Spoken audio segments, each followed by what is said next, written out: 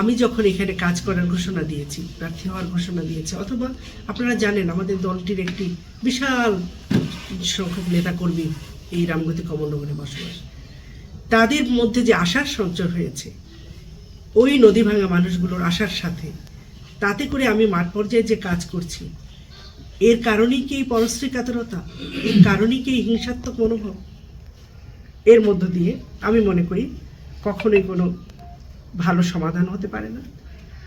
আমরা এই মুহূর্তে এই কথাগুলি বললাম, সাথে সাথে আমি কয়েকটি দাবি করতে চাই। সেটি হলো, প্রত্যেক ভোটারের ভয়মুক্ত পরিবেশে ভোট দেওয়ার সাংবিধানিক অধিকার আছে, সেটা আমরা প্রয়োগ করতে পারবো কিনা। শান্তিপূর্ণ প্রচার চালানো, জনগণের কাছে পৌঁছানোর গণতান্ত্রিক অধিকার বারবার আক্রমণের শিকার হচ্ছে। গত 5 দিন ধরে এটা আপনারা লক্ষ্য করবেন, আমরা আমাদের যুগ্ম সাধারণ সম্পাদক রিপোর্ট করেছি। নির্বাচনী এলাকার সকল প্রার্থীর নিরাপত্তা নিশ্চিত করার জন্য নির্বাচন কমিশন এবং আইন শৃঙ্খলা রক্ষাকারী বাহিনীর প্রতি জরুরি আহ্বান জানাচ্ছে। নির্বাচন কমিশন এবং প্রশাসনের প্রতি দাবি, তদন্তের দাবি, তাৎক্ষণিক ঘটনার পর নিরপেক্ষ কার্যকর তদন্তের দাবি জানাই। হামলাকারী, এর পেছনে যারা ইন্ধন দিয়েছে, তাদের চিহ্নিত করে দ্রুত আইনের আওতায় আনার দাবি জানাচ্ছি।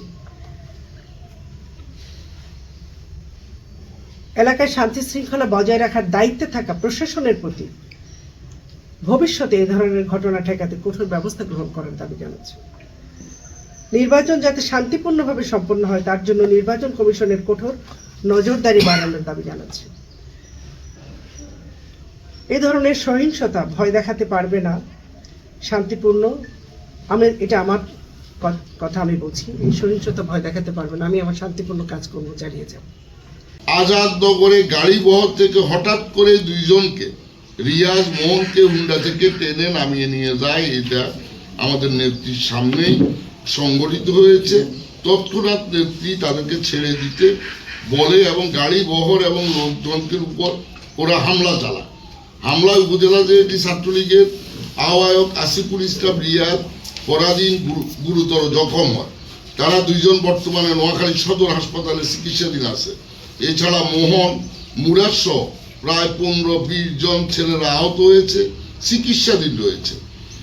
আজাদনগরে আমাদের গাড়ি বহরে নেতা কর্মীদের মারধরে নেতৃত্ব দিয়েছেন পোড়াগাছা ইউনিয়ন যুব দলের নেতা এলাহি, মামুন, রাসেল, মুন্না, আলামিন, হারুন, হাজারি, নাহিদ, পারভেজ, সাগর, তহিদ সহ কিছু সংখ্যক দুর্বৃত্ত, সন্ত্রাসী, চাঁদাবাজ, যারা নিজেদেরকে যুবদল করে বলে প্রকাশ্যে ঘোষণা দেয়।